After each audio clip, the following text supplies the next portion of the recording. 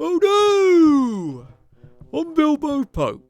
I just got dial up in me office, and I've discovered the YouTubes.com, and I thought I might try a movie review, which that's a thing what people do. So here's my review for Terminator 2 Judgement Day. Quick disclaimer, I am mates with the star. Here's a photo what proves it. Now then, this is Terminator 2 Judgement Day. It stars Arnold Schwarzenegger and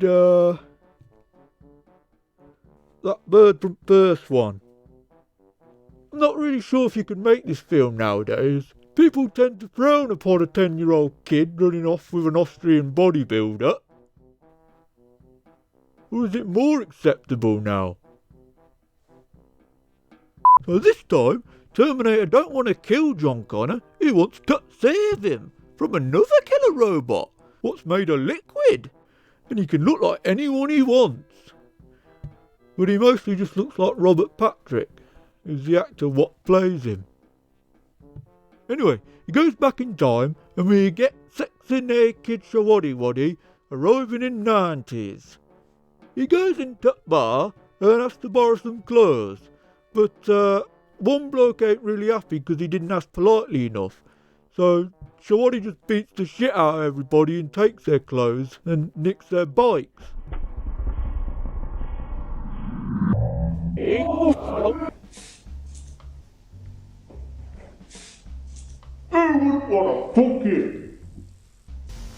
He finds John Connor, but then they have to find his mum, Sarah Connor, who's been hanging out in this mental hospital. They get her out, and the first thing she wants to do is go kill this black fella. And John's not happy about that. He's like, "Oh, Mum, I can't take you anywhere." Oh. You know how teenagers are. But she ends up not killing the black fella, because she finds out he has this little black kid. And he's not that much different from herself. And they become friends. So yeah, good message. The black fella's called Dyson, and his invention's going to lead to robots taking over the world. Not really sure how a vacuum cleaner can do that, but you have to suspend your disbelief a bit. The black fella dies, obviously, and then they remember that there's this other killer robot played by Robert Patrick.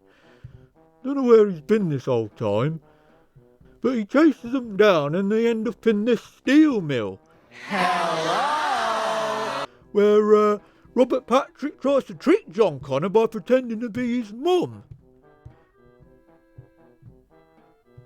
Don't know why he didn't do that to start with. Because, he's made of liquid, he can be anyone he wants. But I think he likes looking like Robert Patrick. Anyway, they beat the other Terminator by knocking him into this vat of molten steel, which destroys him. So they're all happy. Until Shawad says he wants to go in and all, which upsets John because he thinks he's his dad.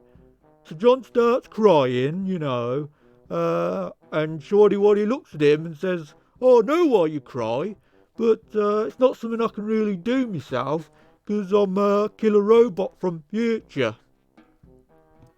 It's not really something I was designed to do."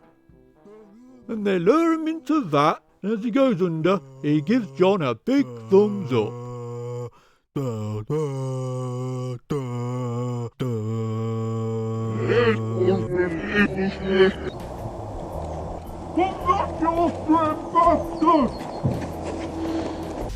The message of this movie is there's no fate but that what we make. Which I thought was quite nice. Until the third film, where it turns out there is fate, and Skynet sets off the bombs, takes over the world. But that don't matter, because in Terminator Genesis, Shawaddy goes even further back in time, and becomes Sarah Connor's dad. And John somehow becomes a Terminator. But that don't matter either, because then they did a retcon in Terminator Dark Fate, where Sarah and John decide to go on their holidays after Terminator 2 Judgement Day, because, they needed a break. And another Shawaddy Terminator, what's called Carl, just shoots John while he's on the beach. Then he buggers off to become a drape salesman. They should have just left it as were. Anyway, until next time, fuck off.